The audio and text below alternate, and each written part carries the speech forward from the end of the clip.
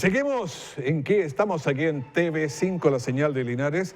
Bueno, ya conversábamos sobre el tema interesante con el senador y ahora vamos a seguir hablando de otro tema que es realmente importante, que tiene que ver con la vacunación y aún más con la vacunación de los niños. Saludamos a don Marcelo Alarcón, que es un académico del Departamento de Bioquímica Clínica de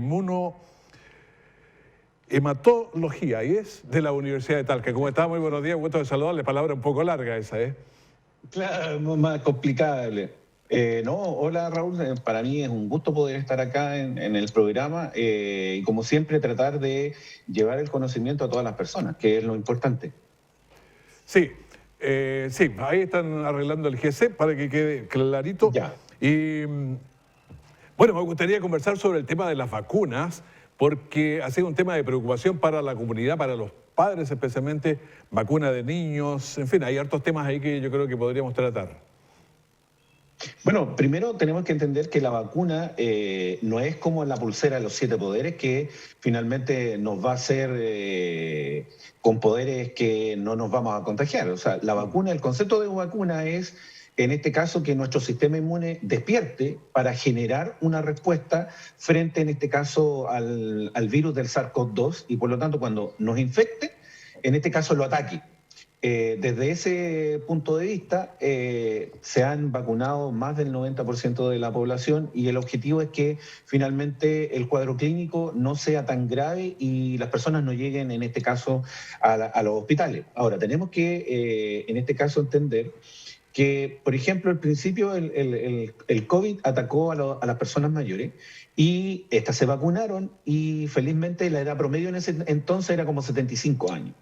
Después, como el COVID no encontró reservorio porque estaban vacunados nuestras personas mayores, empezaron a bajar a los 50 años. Se vacunaron a las personas de 50 años y ahora, hace poco, bajó hacia los 20 y tantos años, que son casi todos los jóvenes, se están vacunando. Entonces, la población que nos quedaba en ese punto eran prácticamente, en este caso, los jóvenes y niños menores de 18 años.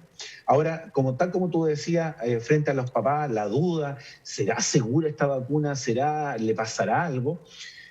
Siempre tenemos que hablar con estudios. En China se hizo un estudio con alrededor de 100.000 vacunas, 100.000 vacunas de personas de menores de 18 años. Y sabes que en este caso los niños que tuvieron digamos, algún malestar, alguna dolencia, fueron el 0,004%, o sea, prácticamente nada. Ahora, la pregunta, pero ¿cuáles eran, digamos, estos malestares que tenían? Básicamente dolor cuando los vacunaban y en algunos casos un poco subir la temperatura, que prácticamente son efectos que se producen con cualquier vacuna. Por lo tanto, darle desde ese punto de vista a los padres la absoluta tranquilidad, porque tampoco es meter miedo, pero finalmente los datos que tienen, es que en este caso los niños es cierto que resisten un poco más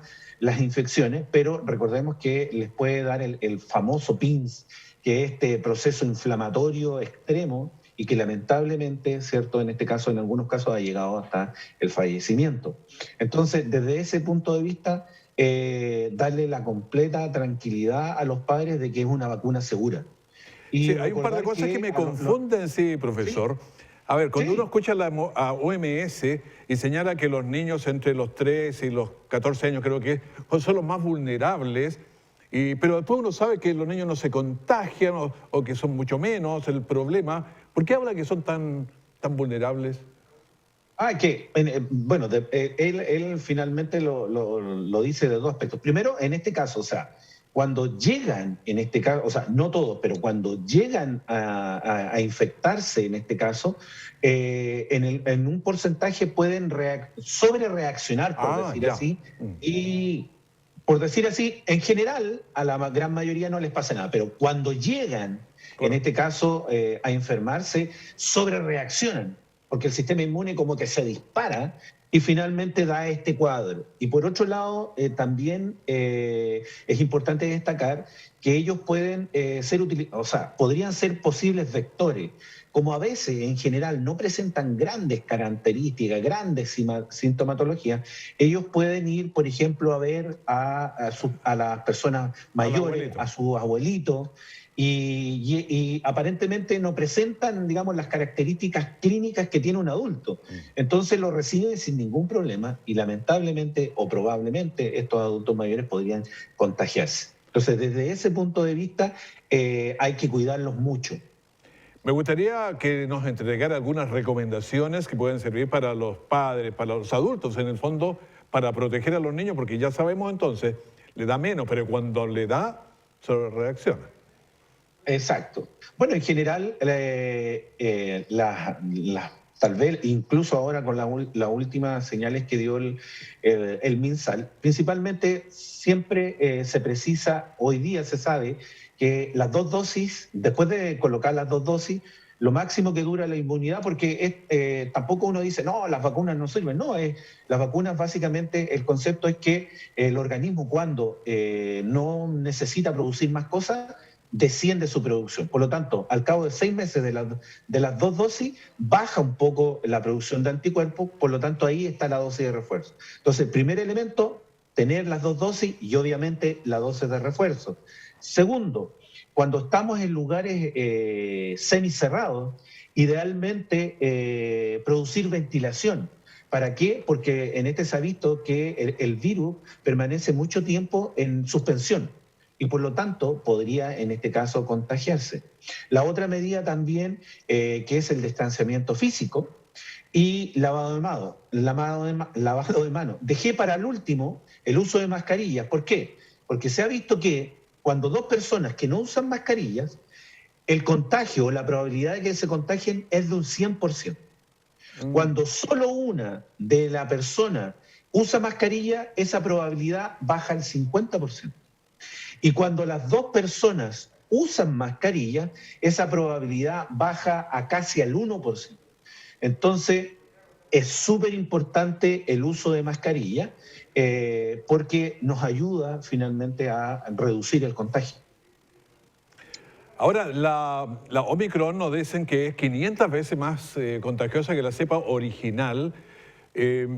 Ahora, ¿protege las vacunas a los adultos y a los niños también contra esta cepa o es otra cosa totalmente distinta? Como está reciente, tal como tú señalas, como está reciente, recordemos que para también colocarlo, que es la variante Delta, que era hasta la que nosotros teníamos, tal como tú bien dices, son 500 veces, la variante Delta es 70 veces más, en este caso contagiosa que la variante original, y se contagia en 5 segundos. Imagínate la Omicron 500 veces más. Entonces es casi inmediato. Entonces, pero en este caso con la variante Omicron se ha tenido, según los estudios que recientemente sacó ayer Sudáfrica, si bien es cierto, todo indica que es mucho más infectiva, mucho más agresiva, pero lo que se ha estado viendo en la clínica es que no es tan así. No es tan Básicamente mortal. lo que ha ocurrido, claro, lo que ha ocurrido es que son enfermedades leves, incluso en este caso podrían pasarlo en la casa, pero los que han estado vacunados. Ahora, con respecto a la vacuna, aproximadamente los únicos datos que se han tenido en la vacuna de Pfizer es que la protección baja en un 40 veces, baja la protección de la vacuna Pfizer con respecto a esta variante. Y dicen, probablemente los estudios, que con una dosis de refuerzo, esa ventana de no protección de 40 veces se reduciría considerablemente con la dosis de refuerzo. Por lo tanto, en este sentido, nuevamente, la vacunación es súper importante. Ahora hay algunas cosas, porque, a ver, la influenza, adenovirus y un montón de esas cosas eran estacionales. Uno se vacunaba ahí por abril y duraba 2 o 3 meses y estaba listo. Pero esta cuestión ataca todo el día, todo el tiempo y todo, invierno, verano, primavera, otoño. Mira, de hecho, hace poco sacó la OMS tal vez una palabra muy importante de que esta batalla, si es que la colocamos como batalla, esta batalla no es de un solo país, sino es del mundo entero. ¿En qué sentido? Lo que pasa es que el virus, cuando en este caso encuentra una persona que no está vacunada, él se divide y puede generar una variante. Ahora, mira el detalle, un solo virus, uno solo, puede generar al mes 5 variantes, uno solo.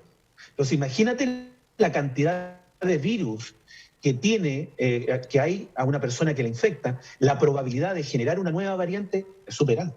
Ahora, esa variante puede ser, dependiendo cómo la veamos, buena o mala. ¿En qué sentido? Buena para el virus, por ejemplo, es que esas mutaciones lo hacen más efectivo y puede infectar más rápidamente.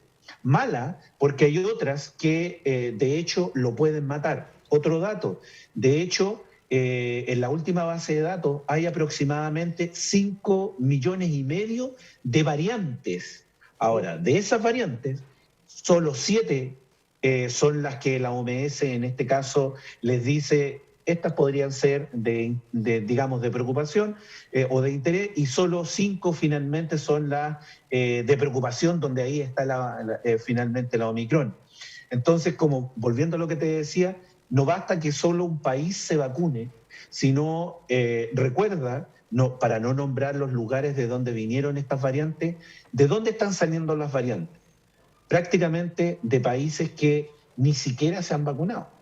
Recuerda que en este caso lo mencioné, pero Sudáfrica, claro, Sudáfrica tiene aproximadamente entre el 20, casi acercándose al 30% de la población vacunada. Es por eso, digamos, como decíamos, la otra variante, ¿de dónde salió? Brasil, cuando tampoco se vacunaban. Entonces, las variantes están saliendo de lugares donde hay nula o escasa vacunación. Entonces, tal como tú decías, aquí las variantes pueden salir siempre cuando exista una población que no esté vacunada. Ahora, hay una cosa que no lo he escuchado, pero el coronavirus parece que entre más pesado de lo que pesa, digamos, es más letal, porque esta otra, la Omicron, parece que queda en el ambiente. Antes nos decían que uno estornuda, lo que pasa, y cae rápido al suelo porque tenía un pesito un poquito mayor. Pero después empezaron a ser más livianas y quedaban flotando en el ambiente, pero también eran menos mortales, o sea, una por otra. No sé si bueno, en general, esas son algunas.